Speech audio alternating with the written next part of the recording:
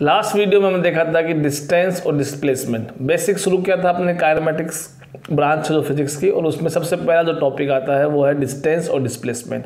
उनका डिफरेंस आपने वैसे तो 9th क्लास के लेवल पढ़ा है, लेकिन यहाँ भी हमने उसका काफ़ी से ढंग से एलिब्रेट किया है और आपको समझाया है कि क्या बेसिक डिस्टेंस और डिस्प्लेसमेंट में फ़र्क होता है। अब जो हमारा आज की क्लास का वीडियो है वो है स्पीड और वेलोसिटी का, जो आप बोर्ड पे देख रहे हैं। स्पीड और वेलोसिटी में वही डिफरेंस है बेसिकली जो डिफरेंस आप डिस्टेंस और डिस्प्लेसमेंट में देख के आए थे। क्या डिफरेंस था डिस्प्लेसमेंट और डिस्टेंस के अंदर? पहले वो डिस्टेंस और डिस्प्लेसमेंट, इनमें क्या बेसिक डिफरेंस था? आपने देखा था कि दोनों ही एक तरह की लेंथ होती है और दोनों को हम मीटर में ही मेजर करते हैं। डिस्प्लेसमेंट का रिजल्ट भी मीटर में आता है और डिस्प्लेसमेंट का रिजल्ट भी मीटर में आता था। एक बेसिक डिफरेंस क्या था कि डिस्टेंस जो होती है वो टोटल पाथ काउंट करेंगे अपन, यहाँ से चले और यहाँ गए, ये टोटल पाथ आप काउंट करते थे। और डिस्प्लेसमेंट में हम क्या करते हैं, इनिशियल और फाइनल पॉइंट के बीच की जो शॉर्टेस्ट पाथ है वो काउंट करते थे। एक डिफरेंस तो ये था। उससे ज़्यादा इंपॉर्टेंट डिफरेंस क्या था, ये चीज़ स्केलर और वेक्टर होना। देखिए ये बहुत बड़ा टॉपिक है वेक्टर, और अभी हम इसको स्टडी नहीं कर रहे हैं। हम स्टडी करेंगे 4th चैप्टर जो अपना आएगा, यानी इसके जस्ट अगला चैप्टर आएगा जब हम मोशन इन प्लेन पढ़ेंगे। मोशन इन प्लेन को पढ़ने से पहले हम पहले वेक्टर की पूरी इंफॉर्मेशन लेंगे, उसके बाद ही हम उस चैप्टर की तरफ चलेंगे, जिससे हमें वो अंडरस्टैंडिंग बेटर हो जाएगी। इतना वेक्टर इंपॉर्टेंट है कि ये वेक्टर हमारा 12th क्लास तक पीछा नहीं छोड़ने वाला है। बहुत सारे क्वेश्चंस है 12th क्लास तक लेके। वेक्टर ऐसे मान लो जैसे मैथमेटिक्स में प्लस माइनस करना होगा, जैसे मैथमेटिक्स में प्लस माइनस का आप रोल समझते हैं, कहीं भी प्लस माइनस, मल्टीप्लाई, डिवाइड, ये सब ऑपरेटर कहीं भी यूज हो सकते हैं। इनका बेसिक नॉलेज हमें पता होना चाहिए। तो वैसे ही फिजिक्स के कंसेप्ट में बात करें तो आपको वेक्टर्स का नॉलेज होना बहुत ज़रूरी है। कहीं भी किसी भी प्रॉब्लम में हम वेक्टर का यूज़ करके उसको सॉल्व कर सकते हैं, तो ये बड़ा इंपॉर्टेंट है। तो अब बेसिकली यहाँ हम इसको थोड़ा सा जो बेसिक डिफरेंस जो हमने कल बताया था उसको मैं थोड़ा सा और डिटेल में आपको एक्सप्लेन कर देता हूं, ताकि आपको स्पीड और वेलोसिटी समझ में आ जाए।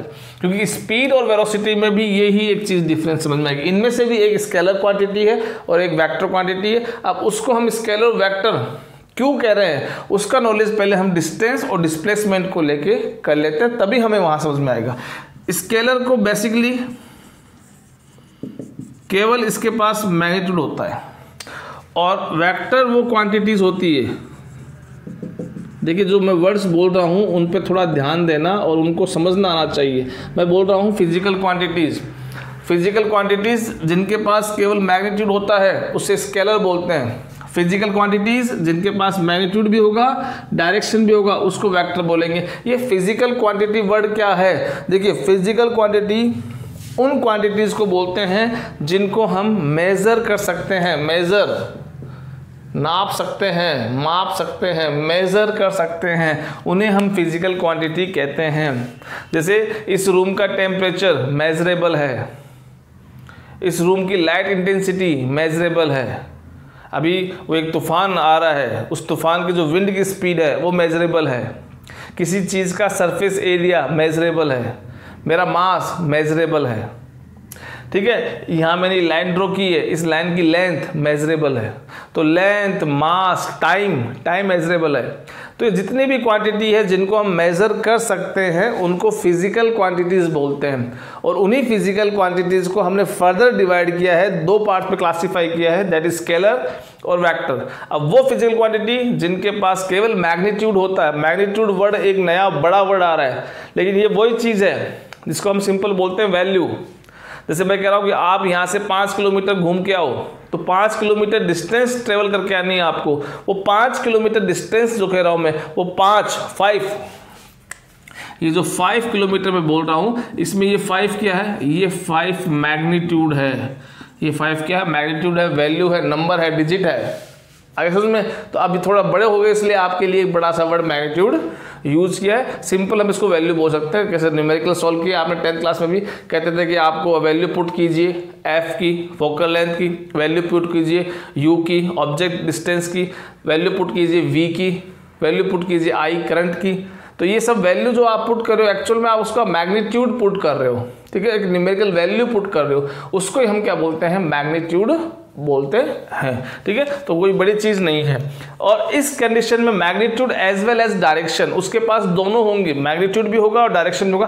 कैसे होगा, इसका एक एग्जाम्पल ले लेते हैं और उस एग्जाम्पल से आपके दिमाग के जाले साफ हो जाएंगे, ठीक है। जैसे कैसे लेते हैं, तो माने एक मैंने सिंपल मैप बनाया है और आप समझते हो नॉर्थ के इस तरफ कौन होता है, नॉर्थ के इस तरफ कौन होता है, वेस्ट होता है, ये ईस्ट होता है। इस तरह से एक मैप है सिंपल, ठीक है। आप यहाँ हैं, अब आपको कहा जाता है आप अपना फिटनेस, क्योंकि अब तो मेरे एज में तो वेट लॉस के प्रोग्राम ही आप ज्वाइन करोगे, लेकिन अगर इस एज में अभी तो आपको मेरे ख्याल में अगर आपको वेट लॉस की रिक्वायरमेंट नहीं है, फिर भी आजकल के बच्चे जंक फूड्स का काफ़ी यूज़ करते हैं, तो देखता हूँ काफ़ी वेट लॉस उनको भी रिक्वायरमेंट पड़ती है। फिर भी हम मानते हैं कि बच्चे फिटनेस वाले हैं, अब उनको क्या करना है, अपनी फिटनेस बनानी रहती है, ठीक है। या मान लो कोई कंपटीशन आने वाला है, कोई मैच आने वाला है, उसके लिए उसके कोच उन्हें बोलते हैं कि आपको 5 किलोमीटर डेली दौड़ना है। कितना दौड़ना है, 5 किलोमीटर डेली दौड़ना है। अब वो 5 किलोमीटर आप नॉर्थ डायरेक्शन, सॉरी इधर ईस्ट डायरेक्शन में दौड़ो, चाहे वो 5 किलोमीटर आप वेस्ट डायरेक्शन में दौड़ो, 5 किलोमीटर चाहे आप नॉर्थ में दौड़ो, 5 किलोमीटर चाहे इस मोहल्ले में दौड़ो, चाहे 5 किलोमीटर उस मोहल्ले में दौड़ो, कोई फ़र्क नहीं पड़ने वाला, आपके लिए फिटनेस उतनी ही बनी रहेगी। हाँ, वो अलग बात है, मान लीजिए कोई उस मोहल्ले में कुछ स्पेशल चीज़ आपके लिए है वहाँ पे, तब तो सकता है कि कुछ ज़्यादा वेट लॉस हो जाए, समझ भी बात को आप, कुछ ज़्यादा वेट लॉस हो जाए। लेकिन हम फिजिक्स के कंसेप्ट बात कर रहे हैं, सिंपल बात कर रहे हैं कि हो सकता है कि वो 5 किलोमीटर इधर दौड़े और या 5 किलोमीटर इस डायरेक्शन में दौड़े। आपको केवल 5 किलोमीटर से मतलब है, उससे आपकी फिटनेस अच्छी हो जाएगी। किस डायरेक्शन में दौड़ रहे हो उसका कोई लेना देना नहीं है। तो डायरेक्शन यहाँ पे इग्नोर की गई है, नेगलेक्ट की गई है, केवल और केवल मैग्नीट्यूड इंपॉर्टेंट है। दैट मैग्नीट्यूड इज 5, ठीक है। तो वो कौन हो गया, स्केलर क्वांटिटी हो गई।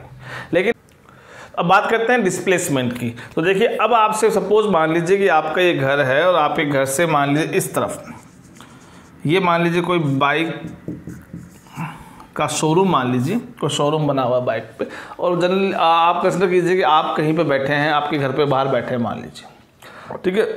कोई अंकल आते हैं और आपसे पूछते हैं, कोई भैया आते हैं वो आपसे पूछते हैं कि मुझे उस बाइक शोरूम के पास जाना है। एक बाइक शोरूम का वो नाम लेंगे और उसके पास आपको जाना, आपको उसको एड्रेस दिखाया आपने और आपको पता था कि वो बाइक शोरूम इस वाले की बात हो रही है, ठीक है। तो आप उसे क्या बोलोगे कि भाई 2 किलोमीटर चला जा, यहाँ से 2 किलोमीटर डिस्टेंस चला जा, आपका बाइक शोरूम हो जाएगा।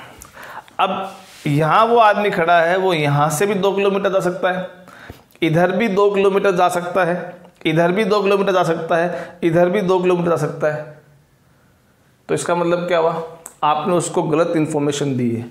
इन्फॉर्मेशन गलत नहीं दी है, आपने इन्फॉर्मेशन अधूरी दी है, आपने पूरी जानकारी नहीं दी है। आपको ये कहना चाहता कि यहाँ से 2 किलोमीटर जाना है आपको वेस्ट की तरफ। अब यहाँ से 2 किलोमीटर वेस्ट जाएगा तो सीधा कहाँ पहुँचेगा, वो उस बाइक शोरूम के पास पहुँच जाएगा। तो अब इस सिचुएशन में देखो, आपने उसको साथ में डिस्टेंस के साथ क्या ऐड करवाया है, डायरेक्शन ऐड करवाई है। तो इससे आप समझ सकते हो कि डायरेक्शन का रोल कब आ जाता है और डायरेक्शन रोल कब नहीं आता है, ठीक है। तो इसलिए हम कह रहे हैं कि ये एक वेक्टर क्वांटिटी, इसके पास डायरेक्शन होती है, और ये स्केलर क्वांटिटी है जिसके पास डायरेक्शन का कोई इंपॉर्टेंस नहीं है, या ना हो या हो उससे कोई फर्क नहीं पड़ने वाला है। तो ये डिस्टेंस डिस्प्लेसमेंट की वेक्टर और स्केलर क्वांटिटी का फर्क हो गया। यही फर्क अब हम यहाँ पढ़ने वाले हैं, ठीक है। तो पहले उससे पहले इन दोनों से पढ़ने से पहले हम 1-2 टर्म और पढ़ लेते हैं, that is uniform motion and non uniform motion. Uniform motion and non uniform motion same topic था 9th क्लास में। ऐसा मान लीजिए अभी 9th क्लास का रिवीजन ही चल रहा है आपका, ठीक है। लेकिन एक ये बेस है, बहुत जरूरी है, स्ट्रॉन्ग बेस करना है इसको आपको, ठीक है। यूनिफॉर्म मोशन, कल आप देख रहे थे हम डिस्प्लेसमेंट कैसे कर रहे हैं। डिस्प्लेसमेंट हम क्या कर रहे हैं, ऑब्जेक्ट यहाँ था पहले, मान लो x1 पोजीशन पे था और ऑब्जेक्ट यहाँ चला गया, x2, तो इसकी पोजीशन में चेंज आ गया कितना, x2 माइनस x1। इसकी पोजीशन चेंज कैसे बताएंगे, x2 माइनस x1 चेंज आ गया है। जैसे मान लीजिए ये आपकी x एक्सिस है, ये ओरिजिन है, आपने कल देखा था। मान लो इनिशियली आपका ऑब्जेक्ट यहाँ पे था, ठीक है, at t is equal to 0 second मान लीजिए, और यहाँ तक वो मूव कर गया, ये t इजिकल टू मान लो t सेकेंड पे, t सेकेंड बाद में मान लीजिए वो यहाँ पहुँच गया है, तो आपका उसकी पोजीशन में चेंज आ गया, यहाँ से चला गया यहाँ तक। तो अगर आपसे पूछे उसका डिस्प्लेसमेंट कितना हुआ, तो डिस्प्लेसमेंट का देखो यहाँ से एक और टर्म बन जाता है, एक फॉर्मूला और बन जाता है। डिस्प्लेसमेंट को हम कह सकते हैं चेंज इन पोजीशन। इसको भी हम डिस्प्लेसमेंट को या डिस्टेंस को चेंज इन पोजीशन के नाम से भी डिफाइन कर सकते हैं। इसकी भी रिक्वायरमेंट रहती है। कैसे चेंज इन पोजीशन, तो देखो यहाँ पे मान लो कि यहाँ से ये 10 मीटर है और यहाँ से मान लो ये 50 मीटर है, तो आपसे पूछे कितना डिस्प्लेसमेंट किया है उस ऑब्जेक्ट ने, तो आपका आंसर 50 होगा, 10 होगा, 40 होगा या कुछ और होगा। तो आपको पता है स्टार्टिंग उसने यहाँ से की थी, तो यहाँ से वो मूव करके यहाँ गया है, तो वो चला तो यहाँ से यहाँ तक ही। तो आपका डिफरेंस कैसे निकालोगे, फाइनल माइनस इनिशियल। चेंज कैसे निकाला आपने, final position minus initial position, ये आपने चेंज निकाला। फाइनल कितनी है आपकी 50 माइनस 10 इजिकल टू 40 मीटर, ये आपका डिस्प्लेसमेंट आ गया। तो डिस्प्लेसमेंट ध्यान रखना, हम ये भी एक चीज यूज करने वाले हैं, ठीक है। तो अब यूनिफॉर्म मोशन मैं कैसे डिफाइन करूंगा कि मान लीजिए कोई ऑब्जेक्ट यहाँ से स्टार्ट करता है और वो 2 मीटर डिस्टेंस चला t इजिकल टू 1 सेकेंड में, यहाँ पहुंचा, फिर अगले 2 मीटर फिर चला, फिर उसी 1 सेकेंड में, फिर 2 मीटर, फिर 1 सेकेंड में। अगर ऑब्जेक्ट इसी तरह से मोशन करता रहता है, यानी अगर मैं डेफिनेशन बोलूं कि if object is moving equal distance या equal displacement in every equal time interval, हर एक टाइम इंटरवल नीचे सेम है और हर बार उसकी डिस्टेंस भी क्या कर रहा है, कवर 1 सेकेंड में सेम कर रहा है, तो इस ऑब्जेक्ट के मोशन को हम क्या बोलेंगे, यूनिफॉर्म मोशन बोलेंगे। क्या बोलेंगे, यूनिफॉर्म मोशन बोलेंगे। यानी वो ऑब्जेक्ट 2 मीटर पर सेकेंड की स्पीड से या वेलोसिटी से मूव कर रहा है, ठीक है। दूसरा आता है non uniform motion. Non uniform motion, ये क्या होता है, टाइम इंटरवल आप सेम ले लो, लेकिन आप देख रहे हो कि डिस्टेंस अलग अलग है। जैसे सिचुएशन देखिए, इसका एग्जांपल आप दे सकते हैं, सबसे बड़ा एग्जांपल है इसका, आपका अर्थ का मोशन देख लीजिए। अर्थ कंटिन्यूसली आप देखते हैं कि वो 365 डेज में अपना राउंड कंप्लीट करती है हर बार। अब वो हर साल उतने ही टाइम में राउंड कंप्लीट करती है, इसका मीनिंग क्या है कि वो वही डिस्टेंस को उसी टाइम के साथ, हर साल वही डिस्टेंस और वही टाइम, तो इसका मतलब हर बार उसकी स्पीड भी यानी उसका मोशन भी कैसा है, सेम चलता रहता है, इसलिए हम उसका यूनिफॉर्म मोशन बोल सकते हैं। ऐसे आपकी जो वॉल क्लॉक है उसमें आपका हैंड आवर है, हार हैंड है, मिनट हैंड है या सेकंड हैंड है, उनको भी हम uniform circular motion uniform motion में काउंट कर सकते हैं, ठीक है। अब उसके बाद आता है नॉन यूनिफॉर्म मोशन। इसको हम कैसे डिफाइन करेंगे कि अगर मान लीजिए ये यहाँ से यहाँ मूव करता है, 1 सेकेंड में ये चला मान लो 2 मीटर, लेकिन अगले 1 सेकेंड में मान लो वो 4 मीटर चला गया और अगले 1 सेकेंड में मान लो वो 0.5 मीटर ही चला। जैसे जनरली अपन चलते हैं या अपने बाइक या कार अपन जब चलाते हैं तो हमारी स्पीड कंटिन्यूसली फिक्स नहीं रहती है, कभी इंक्रीज होती है, कभी डिक्रीज होती है, कभी इंक्रीज होती है, कभी डिक्रीज होती है, उसको हम रखते हैं नॉन यूनिफॉर्म मोशन में। तो ये 2 तरह के मोशन है, एक तो uniform motion, equal distance travel in equal time interval, unequal distances travel in equal time interval, it is known as non uniform motion. ये 2 चीजें हमने यहाँ पढ़नी। अब अपन आते हैं अपने मेन टॉपिक पे, जिसके लिए अपना वीडियो है, वो है स्पीड और वेलोसिटी को, उसको हम कैसे डिफाइन करेंगे। खरगोश और कछुए की कहानी सुनी सबने, ठीक है, ऐसा कोई बच्चा नहीं है जिसने खरगोश और कछुए की कहानी नहीं सुनी हो। ठीक है, ये मान लीजिए इसका स्टार्टिंग पॉइंट है, ये आपका खरगोश है, ये आपका कछुआ है। हम बात करते हैं वहाँ तक जहाँ तक वो पेड़ है, जहाँ पे वो खरगोश रुक के आराम करता है वहाँ तक की बात करते हैं, उसके बाद की बात नहीं करते हैं। ठीक है, अब दोनों यहाँ से यहाँ दौड़ते हैं, ये दौड़ के यहाँ तक आया और ये भी दौड़ के यहाँ तक आता है, दोनों यहाँ तक आते हैं। तो यहाँ से ए से लेके बी पॉइंट मान लीजिए, ए से बी तक चले, दोनों सेम डिस्टेंस ट्रेवल कर रहे हैं कि नहीं कर रहे हैं? दोनों सेम डिस्टेंस ट्रेवल कर रहे हैं। और अगर मान लो कि ये बिल्कुल स्ट्रेट लाइन में मोशन है, बिल्कुल स्ट्रेट लाइन में मोशन है, तो हम ये कह सकते हैं कि डिस्प्लेसमेंट और डिस्टेंस दोनों ही क्या हो गई? सेम हो गई। तो ये डिस्प्लेसमेंट मान लो या डिस्टेंस मान लो, दोनों की क्या है? सेम आ गई। ठीक है, लेकिन अब आपको पता है कि एक काफ़ी फास्ट गया है, एक काफ़ी स्लो गया है, तो वो फास्ट और स्लो को डिफाइन करने के लिए हम एक फैक्टर और साथ में क्या लेके आ रहे हैं? वो फैक्टर है टाइम। यानी अब हम क्या करेंगे, वो डिस्प्लेसमेंट हुआ है या डिस्टेंस हुई है, उसको हम क्या करेंगे? टाइम से डिवाइड करेंगे।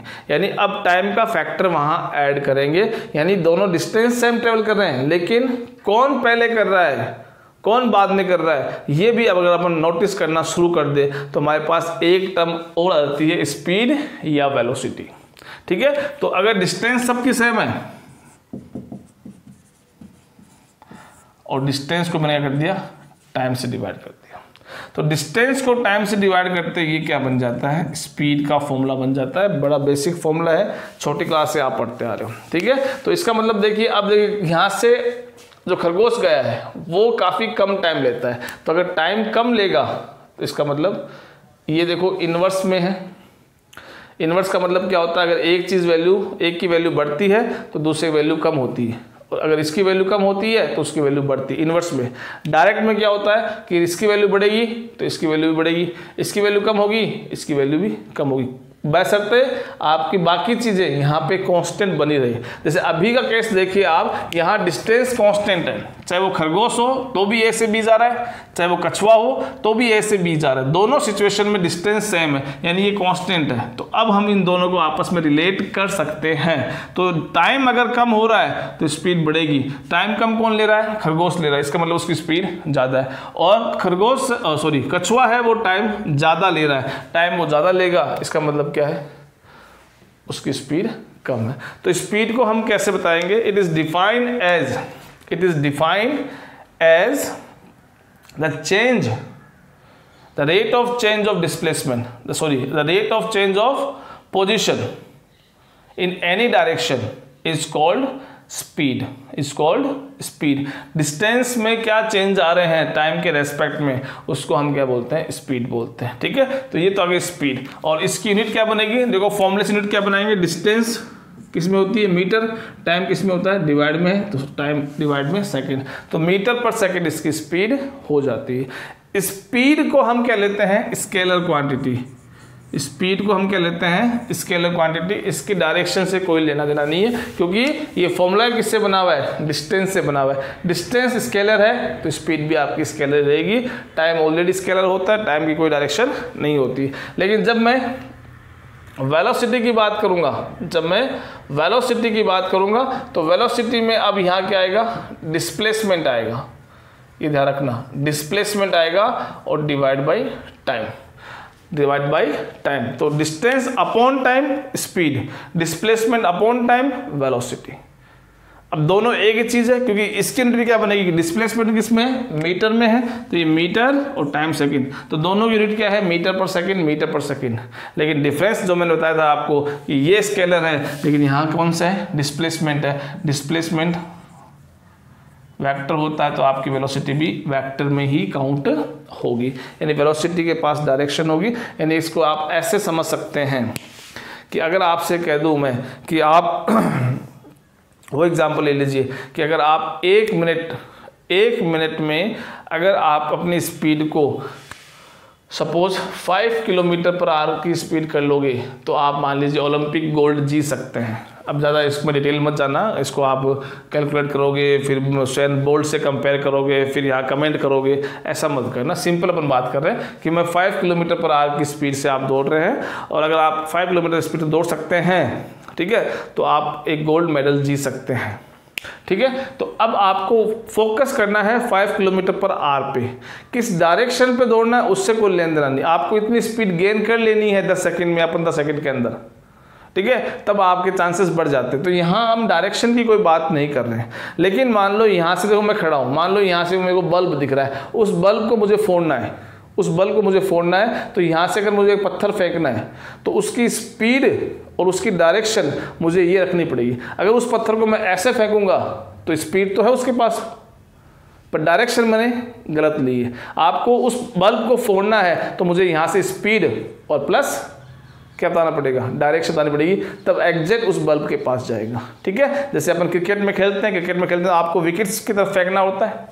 अब आपकी स्पीड तो ठीक है, लेकिन आपने डायरेक्शन गलत सेलेक्ट कर ली, तो आपका जो एम है विकेट्स को उड़ाना है वो आपका काम नहीं हो पाएगा। तो अब स्पीड के साथ अगर डायरेक्शन भी पता होना चाहिए, एग्जैक्ट सही जानी चाहिए, तो हम क्या करते हैं, डायरेक्शन का यूज करते हैं स्पीड के साथ, तो हम उसे क्या बोलते हैं, वेलोसिटी। यानी एक डेफिनेशन और बन जाती है, speed with direction, speed with direction is also known as velocity. Velocity मतलब क्या हो गया, स्पीड के साथ डायरेक्शन ऐड कर दो, वो आपकी वेलोसिटी बन जाती है। दोनों यूनिट मीटर पर सेकेंड, वो स्केलर होता है, वो वेक्टर होता है, ये आपको ध्यान रखना है। तो ये इनका टर्म बन गया। अब देखो इनमें इनके टाइप्स है, जैसे एवरेज स्पीड और एवरेज वेलोसिटी, ऐसे इंस्टेंटेनियस स्पीड और इंस्टेंटेनियस वेलोसिटी। तो पहले अपन स्पीड के टाइप्स को डिस्कस कर लेते हैं। मैं नोट्स बनाने की कोशिश कर रहा हूँ इनके, और जल्दी टेलीग्राम चैनल स्टार्ट कर देंगे और उस पर वो नोट्स अपलोड कर देंगे, जिससे आप वो लिख सको साथ साथ में। अभी आप बस समझते जाओ। देखिए अब आता है एवरेज स्पीड। एवरेज स्पीड को समझना तो एक बड़ा सिंपल सा एग्जांपल दे रहा हूं मैं आपको। ठीक है, मान लीजिए आप जयपुर में हैं और आपको दिल्ली जाना है। जयपुर से, ये जयपुर है आपका, और आपको यहां से दिल्ली जाना है। स्पेलिंग सही होगी मेरे ख्याल में, चलिए ठीक है।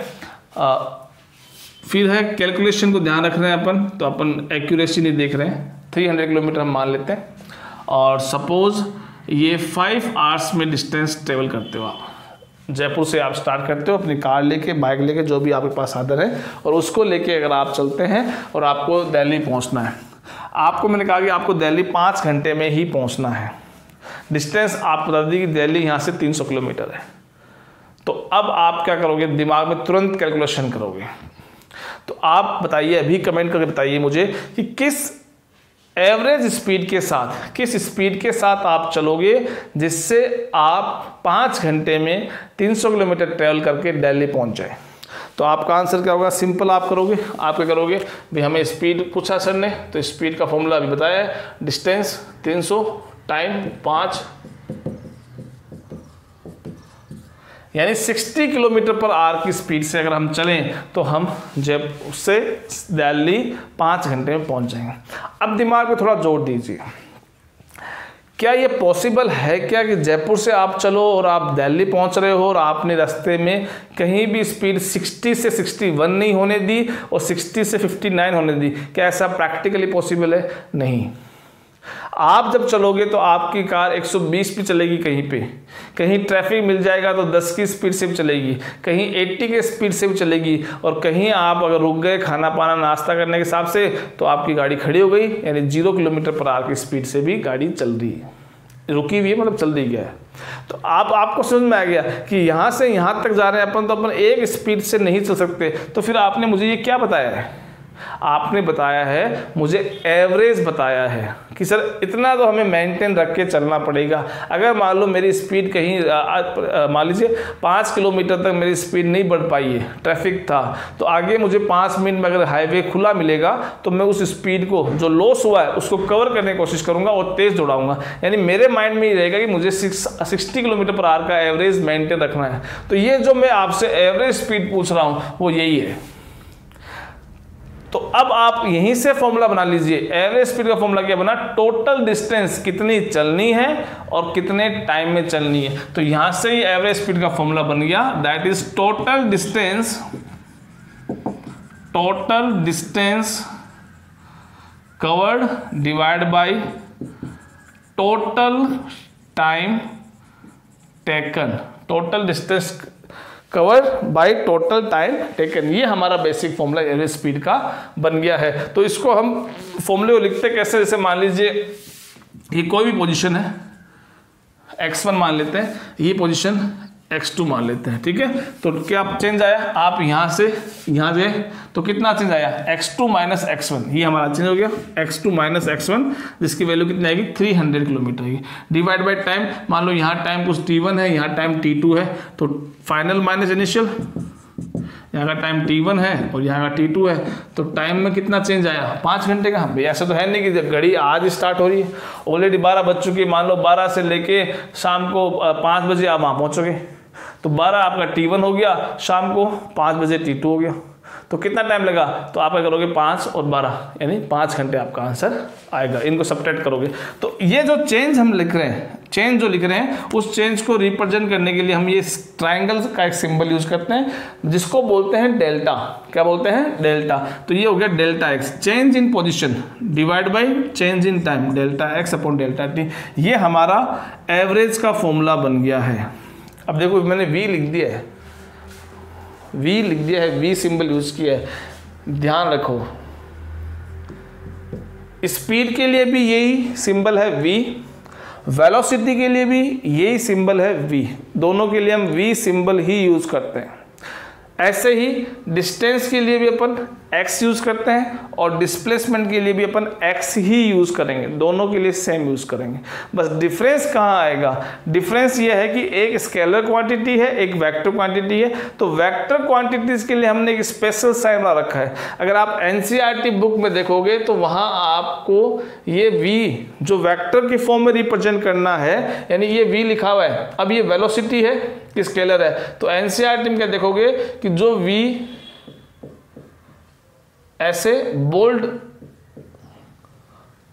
किया हुआ है, बोल्ड में देखोगे बोल्ड लेटर है, वो वेक्टर क्वांटिटी के लिए यूज कर रहे हैं। यानी कोई भी बोल्ड लेटर होगा वो वेक्टर क्वांटिटी के लिए रिप्रेजेंट हो रहा है, और सिंपल लिखा हुआ है वो स्केलर क्वांटिटी के लिए। तो ये v बोल्ड लिखा हुआ है बुक्स के अंदर, लेकिन अब हम यहाँ पे तो ये बार बार इसको ऐसे बोल्ड करके नहीं लिख सकते। तो हमारा तरीका क्या है कि हम वेलोसिटी के ऊपर वेक्टर है, एक एरो शो कर दिया, डिस्प्लेसमेंट एक वेक्टर है, ऊपर एरो शो कर दिया। अब यहाँ से हम डिफरेंशिएट कर सकते हैं कि ये आपका वेलोसिटी है और ये आपकी स्पीड है, ये आपका डिस्प्लेसमेंट है और ये आपकी डिस्टेंस है। इस तरह से हम एरो का सिंबल यूज करते हैं, किसके लिए, वेक्टर क्वांटिटीज के लिए, ठीक है। वो हम नोट्स में ये यूज करेंगे। तो ये हमारे लिए एवरेज स्पीड का फॉर्मूला आ गया, delta x upon delta T. ये हमारे पास इसका आंसर है। अब जैसे एक क्वेश्चन ले लेते हैं अपन फटाफट, ताकि ये एवरेज स्पीड का कॉन्सेप्ट क्लियर हो जाए, फिर क्वेश्चन देखेंगे और भी आगे। देखिए सपोज सिंपल ले लो, एक कार है, वो कार यहाँ से ए से बी गई, एक कार ए से बी स्ट्रेट लाइन मूव करती है और 60 किलोमीटर पर आवर की स्पीड से ए से बी पहुँची। अब उसको वहाँ से वापस रिटर्न आना है, वापस आना है, तो वापस वो बी से ए आया, लेकिन इस बार उसकी स्पीड कितनी है, 40 किलोमीटर पर आवर की स्पीड से। अब क्वेश्चन आपका है कि इनकी स्पीड बताइए एवरेज, किस एवरेज स्पीड है इसकी ड्यूरिंग द होल जर्नी, पूरी जर्नी के अंदर क्या उनकी एवरेज स्पीड है। यानी ए से बी गया वापस ए आया, तो पूरे जर्नी के अंदर उसकी एवरेज स्पीड आप आंसर बता दीजिए, कमेंट में लिख दीजिए, सॉल्व कर दीजिए पॉज करके, ठीक है। तो अब देखो इसके लिए आपको बेसिक फॉर्मूला अपना वो यूज करना है। कौन सा यूज करना है, जो ऊपर लिखा हुआ है total distance cover by total time taken. कैसे यूज करना देखते हैं।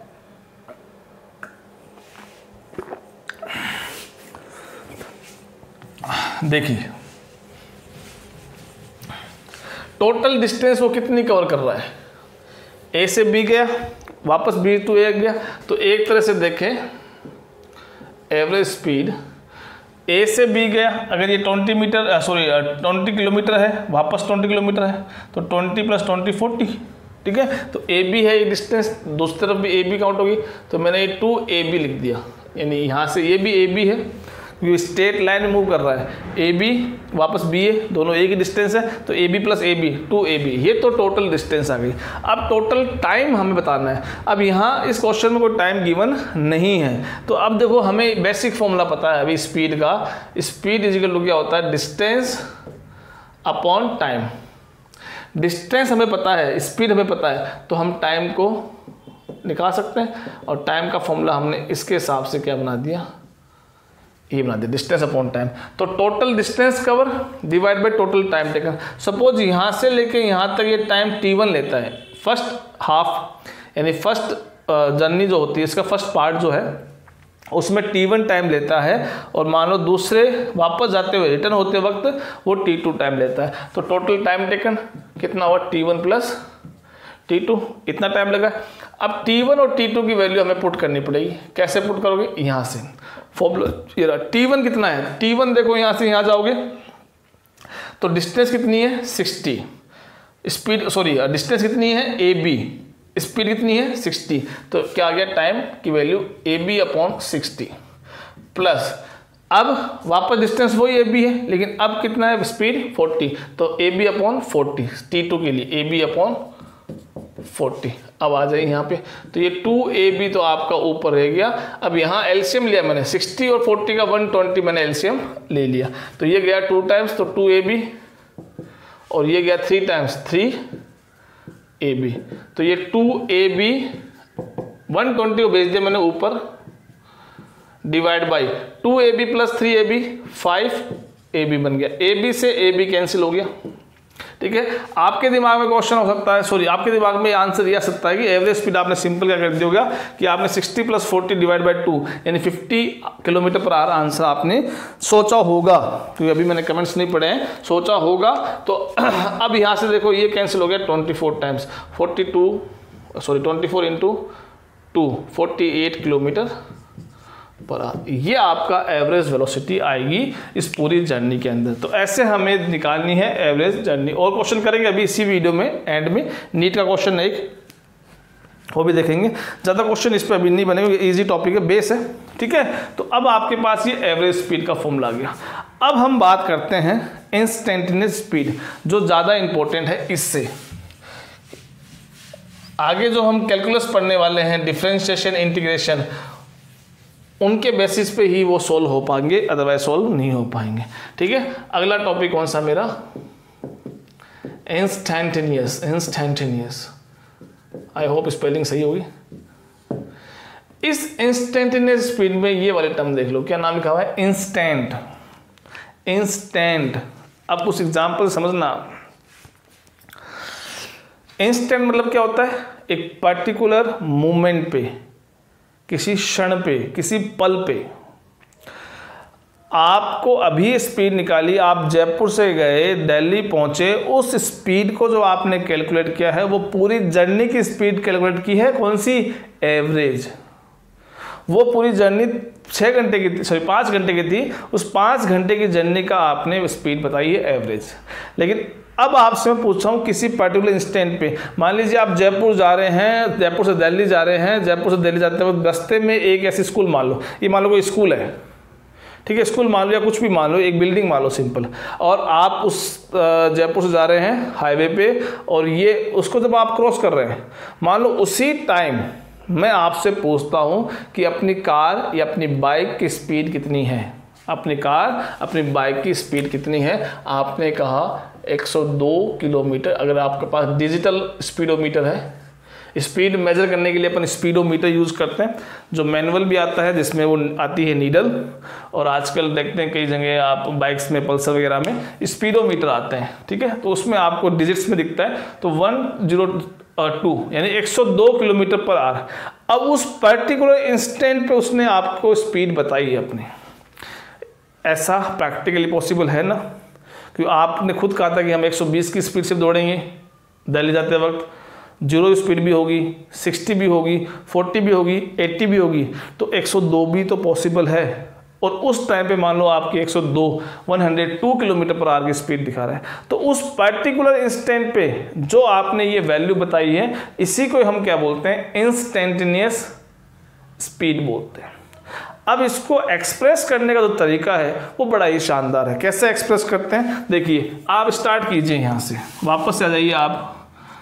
आप जयपुर से चल रहे थे, आपको दिल्ली जाना था, ठीक है। ये जर्नी मान लो यहाँ से यहाँ टोटल x किलोमीटर जर्नी थी आपकी, और यहाँ से यहाँ मान लो आपको टाइम t आवर्स लगा। ये टोटल प्रोसेस था अपना, अभी जो अपने एग्जांपल लिया है। अब इसमें देखिए, इस पूरे प्रोसेस के अंदर बड़ा बेसिक्स से समझा रहा हूँ मैं सब चीज़ें, ताकि आपको कोई दिक्कत ना आए। 9th क्लास के बच्चे भी ये देख सकते हैं वीडियो, उनके लेवल पे ही समझा रहा हूँ, ठीक है। x डिस्टेंस है, t टाइम। अब वो देखिए आपकी वो बिल्डिंग जहाँ आपने पूछा है, वो बिल्डिंग के, मान लीजिए वो बिल्डिंग कहाँ आई, मान लो बिल्डिंग यहाँ आई, ये ड्यूरेशन ले ली मैंने। यानी आपके रास्ते में जयपुर चले तो यहाँ वो बिल्डिंग आई, जब आपने अपने दोस्त से पूछा क्या स्पीड है, उसका आंसर ये आया। तो ये जो टाइम ड्यूरेशन है, ये एक शॉर्ट टाइम ड्यूरेशन के लिए आपने पूछा 1 सेकेंड, यानी पूरा 3 घंटे का टाइम ड्यूरेशन है, और उसी का ये एक पार्ट है जब आपने उसको पूछा है कि नहीं है। भाई सुबह आप मान लो 5 बजे, सुबह 12 बजे निकले आप, शाम को 5 बजे पहुंच रहे हैं, और उसके बीच में तो आपने किसी 1 सेकंड में पूछा है, तो वो 1 सेकंड 12 से लेके 5 बजे तक का जो टाइम ड्यूरेशन है, उसी का तो एक पार्ट है कि नहीं है, ठीक है। भाई यहाँ से यहाँ तक आपने ये डेल्टा टी ले रखा था, यहाँ से यहाँ ये डेल्टा एक्स ले रखा था आपने, तो ये जो टाइम ड्यूरेशन यहाँ से यहाँ स्पेंड हुआ है, वो इस डेल्टा टी यानी वो 3 घंटे का ही एक स्मॉल पार्ट है कि नहीं है। अब स्मॉल पार्ट को फिजिक्स में हम इस तरह से रिप्रेजेंट करते हैं, dt। टाइम का स्मॉल पार्ट है तो इसको हमने dt लिख दिया। और जब आपने पूछा तो वो 102 किलोमीटर पर आवर की स्पीड चल रहा था, यानी उस 1 सेकंड में ऐसे तो है नहीं कि वो वहीं खड़ा था, वो उस 1 सेकंड में कुछ तो मूवमेंट हुई, कुछ तो बाइक आगे चली होगी, कुछ तो डिस्टेंस उसने कवर की होगी। तो वो डिस्टेंस उस टाइम ड्यूरेशन में, किस टाइम ड्यूरेशन में, उस 1 सेकंड में, वो 1 सेकंड स्मॉल पार्ट है जिसको हम किससे लिख रहे हैं, dt से लिख रहे हैं। और वो डिस्टेंस क्या है, उस पूरे डेल्टा x, यहाँ से लेके यहाँ तो 300 किलोमीटर डिस्टेंस है, उसकी वो स्मॉल पार्ट है। मान लो वो 5 मीटर चला होगा, उस 1 सेकेंड में उसने पूछा, उसने जवाब दिया, उस ड्यूरेशन में वो मान लो 5 मीटर बाइक आगे चली होगी, तो वो 5 मीटर क्या है, उस पूरे 300 किलोमीटर का स्मॉल पार्ट है कि नहीं है। तो ये स्मॉल पार्ट जो है उसको हम किससे लिख रहे हैं, dx से, क्योंकि ये डिस्टेंस का स्मॉल पार्ट है तो इसको लिखा dx से। ये टाइम का डिस्प्लेस स्मॉल पार्ट है, इसको लिखा dt से। तो ये हमारा टाइम अगर शॉर्ट हो तो हम उसको इस तरह से यूज करते हैं, ठीक है। यानी अब अगर आपके न्यूमेरिकल आगे देखेंगे हम, तो जब भी हमें किसी पर्टिकुलर टाइम पे जैसे पूछ ले कि t इजिकल टू 2 सेकेंड पे उस ऑब्जेक्ट की वेलोसिटी बताओ, तो t इजिकल टू 2 एक पर्टिकुलर इंस्टेंट है, उस पे आपको स्पीड बतानी है, तो आपका फॉर्मूला ये नहीं रहेगा, आपका फॉर्मूला डेल्टा x से dx आ जाएगा और डेल्टा t से क्या आ जाएगा, dt आ जाएगा। इसे बोलते हैं dx अपॉन dt।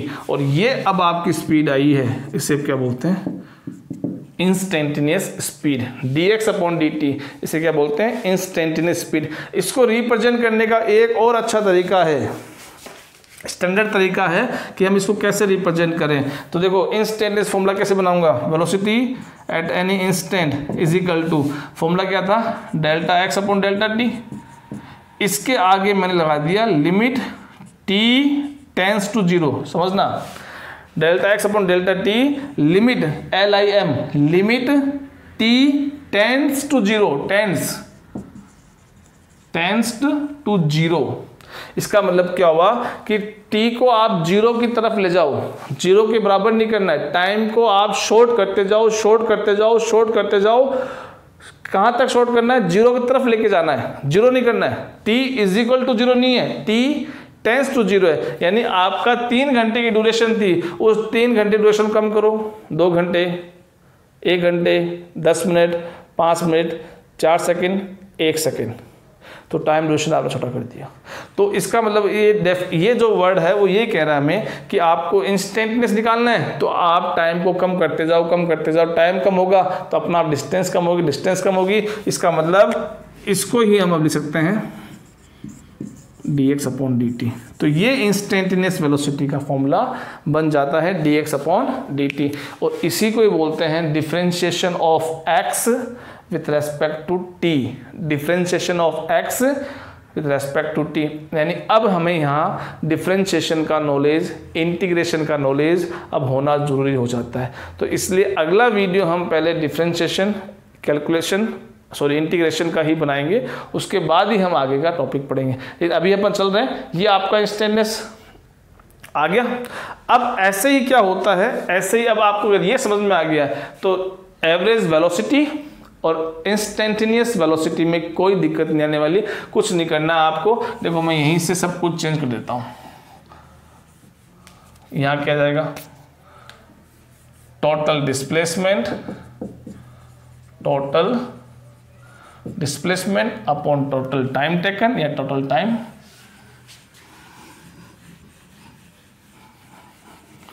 और ये फॉर्मूला अब एवरेज।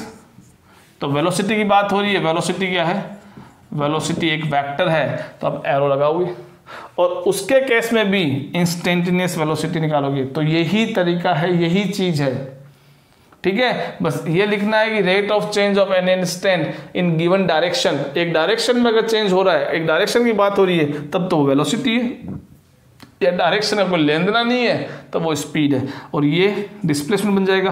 तो ये ऊपर इन सब के एरो आ जाएगा, जो डिस्प्लेसमेंट है, ये डिस्प्लेसमेंट है, ये डिस्प्लेसमेंट है, ये वेलोसिटी है।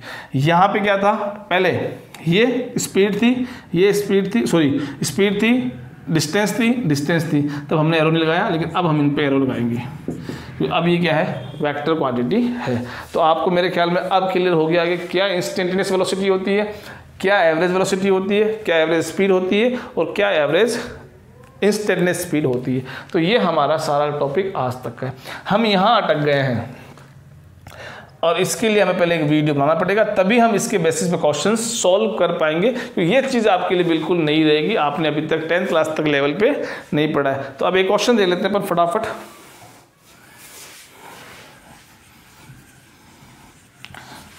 ताकि अपने इसको लेके तो क्वेश्चन हो जाए और आपकी प्रैक्टिस भी हो जाए, और उसके बाद फिर अपन आगे चलते हैं।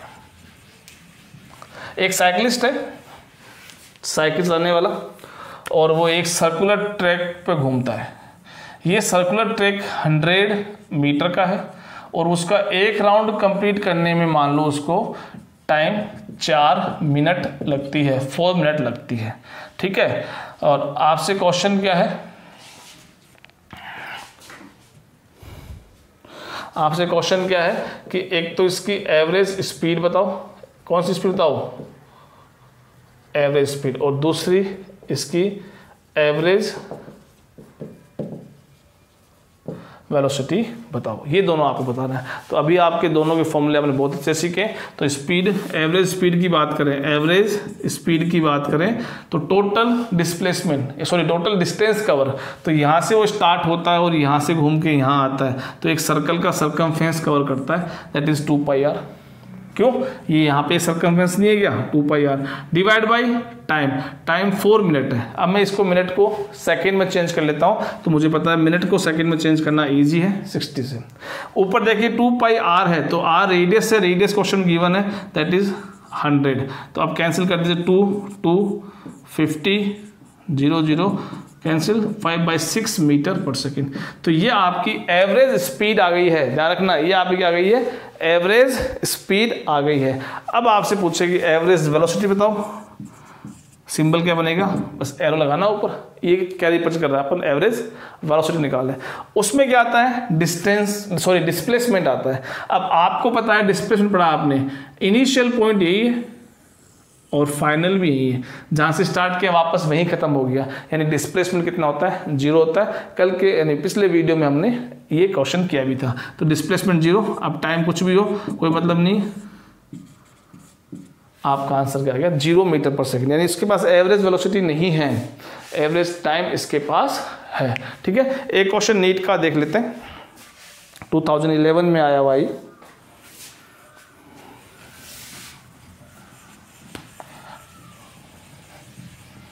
और एक तरह से ये एक डेरिवेशन सा, एक्सप्रेशन सा, काफ़ी बार क्वेश्चंस इसके बेसिस पे आते हैं, यानी अगर फॉर्मूला हमें याद हो जाए तो क्वेश्चन सोल्व कर सकते हैं। ठीक है, यानी एक तरह से फॉर्मूला फॉर्मेशन वाला क्वेश्चन है। क्या कह रहा है ये, नीट 2011 क्वेश्चन है। देखिए क्वेश्चन और भी है, लेकिन वो इंस्टेंटेनियस वेलोसिटी स्पीड के लिए, उसके लिए हमें पहले एक डिफरेंशिएशन या इंटीग्रेशन का एक वीडियो अपलोड करना पड़ेगा, उसके बाद उसको आप पढ़ सकते हैं, रिलेट कर सकते हैं। ठीक है, चलिए एक क्वेश्चन देखते हैं नीट 2011 का। इस क्वेश्चन का कह रहा है वो कि कोई ऑब्जेक्ट है जो टोटल जर्नी का फर्स्ट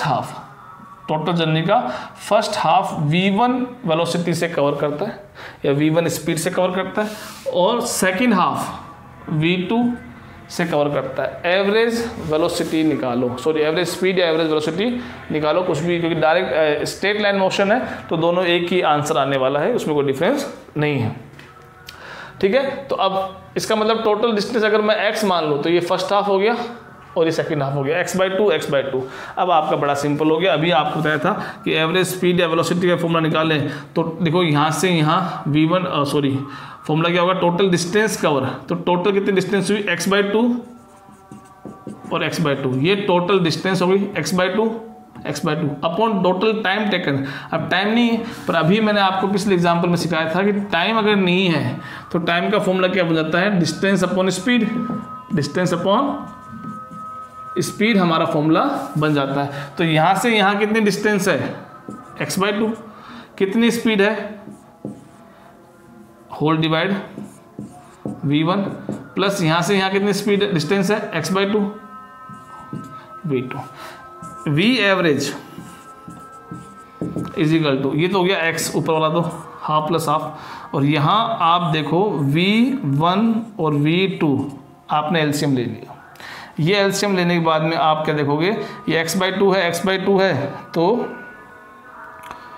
x/2 के साथ मल्टीप्लाई हो जाएगा v2, और इधर x/2 के साथ मल्टीप्लाई हो जाएगा v1, ये होल डिवाइड में। इसको ऊपर भेज दीजिए आप। तो अब इसको आप यहाँ से देखिए, ये x तो रह गया ऊपर, और इसके पास कौन आ गया, v1 और v2, ये भी उठ के चले गए ऊपर। ठीक है, अब इसमें x/2 कॉमन ले लो, तो x/2 आपने कॉमन ले लिया, v1 प्लस v2 रह गया, v1 प्लस v2 आ जाएगा। x/2 कॉमन लेने पे x से x कैंसिल हो जाएगा, ये 2 है, चला जाएगा ऊपर, तो 2v1 v2 divide by v1 plus v2। ये आपका फाइनल एक्सप्रेशन आ जाता है एवरेज वेलोसिटी या डिस्प्लेसमेंट का, सॉरी एवरेज स्पीड का, ये एक्सप्रेशन आता है। अब देखो अभी वाला क्वेश्चन था वो एक 60 और 40 वाला, यहाँ वैल्यू पुट करो, क्या 48 आंसर आता है क्या, तो 2 × 60 × 40 डिवाइड बाई 60 प्लस 40, तो ये कितना हो गया 4800, और ये 100 आया कि नहीं आया आंसर। तो एक तरह से ये फॉर्मूला ही डायरेक्ट आप याद कर सकते हैं कंपटीशन लेवल पे, ताकि आप डायरेक्ट इसकी वैल्यू यहाँ पे पुट करें और आंसर निकालें 1 सेकंड के अंदर। ठीक है, तो आज हमने स्पीड वेलोसिटी पढ़ ली है। क्वेश्चन हमने केवल एवरेज स्पीड एवरेज वेलोसिटी किए हैं। कल वाले वीडियो में पहले हम डिफरेंशिएशन पढ़ेंगे कि कैसे डिफरेंशिएशन का मीनिंग क्या होता है बेसिक, उसके कौन कौन से फॉर्मूले हैं। ठीक है, 11th में और 12th में आते आते तो जो मैथ के स्टूडेंट हैं वो तो इनसे हैबिचुअल हो जाएंगे और उनको ये याद भी हो जाएंगे, पर बायोलॉजी वाले बच्चे को इन फॉर्मूले को याद रखना है। याद रखना इतना टफ भी नहीं है, इजी है सारे। ठीक है, और अगर बार बार यूज़ करोगे आप भी फिजिक्स के अंदर तो आपके भी वो ईजिली याद हो जाएंगे। ठीक है, तो आज के वीडियो में इतना ही है। अब अगले वीडियो में हम अपन डिफरेंशिएशन के साथ मिलेंगे और फिर अपना चैप्टर कंटिन्यू चलता रहेगा। सो मिलते हैं नेक्स्ट वीडियो में। Thank you so much.